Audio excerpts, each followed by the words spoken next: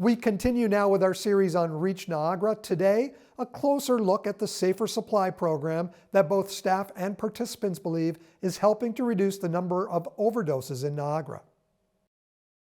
Health Canada has been funding safer supply programs across the country for about three to 5 years. There are 23 other programs, and we got a grant for that about a year and a half ago. And so what we do is we prescribe opioids, pharmaceutical narcotics, in an amount that would come close to the fentanyl dosage that they're getting in an effort to keep them alive. It's not called safe supply, we call it safer. It's not safe by any means, it's not ideal, but we found that the overdose rate among the people that we're seeing has plummeted. Close to 50 are participating in the program that involves a thorough pre-screening process, as well as regular appointments with a doctor, pharmacist, and caseworker. They have to come and see the doctor, the prescriber every week. They have to go to the pharmacy every day. As much of what we prescribe as possible is actually taken on the spot, witnessed by the pharmacist for safety. And they're given just the medicine that can't be witnessed that they need to use later on in the day. They're given just that day's supply, and then they have to come back the next day and repeat that. And some people just don't like that.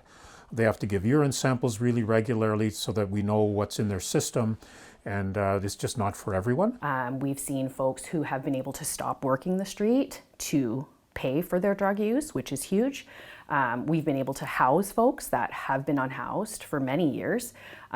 We've been able to get folks set up for long-term treatment, get them set up for treatment because we've been able to work with them to start addressing those pieces. I have clients that have completely stopped using fentanyl for months to now, still not using.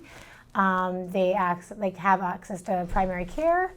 They have access to mental health support. They have positive social connections, which they didn't have before. They have a safe person that they can call if they need something, and they can get the help they need. It's something that's benefited every single client that we have.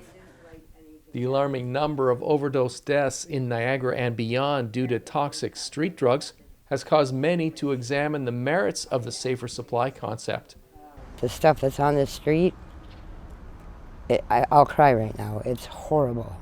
So when I heard about the Safer Supply program that helps with getting you resources that you need to get away from the lifestyle. I was 4.5 years sober before I came back out. I missed that life. And once I got back into fentanyl, I lost a lot of it. So Safer Supply program helped me find the resources I needed, gave me the medication that is more controlled compared to what I'm getting from some schmuck on the street that doesn't give a rat's ass if I live or die.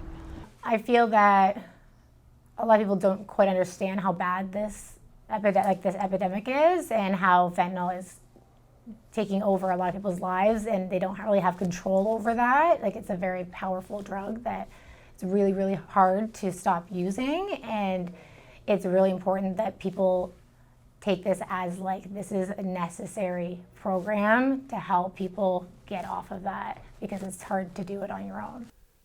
Despite the promising early data, funding from Health Canada will expire at the end of March, leaving all involved worried about the future. It's terrifying. At the end of the day, if we don't do anything about it, it's just going to get worse, and these overdoses are preventable, and that's the biggest piece. This is a life-saving program. It is saving lives, and we can prevent these deaths, and we're just hopeful that the program will be continued. The fact that Health Canada is coming to us and asking us questions, wanting more information, that gives us hope that there is a potential for continued funding. With that being said, that doesn't stop the conversation that we want to find sustainable funding for this. We don't want to be dependent on funding that's only going to last, 1 or 2 years. We want to find a way that this program is always available in Niagara.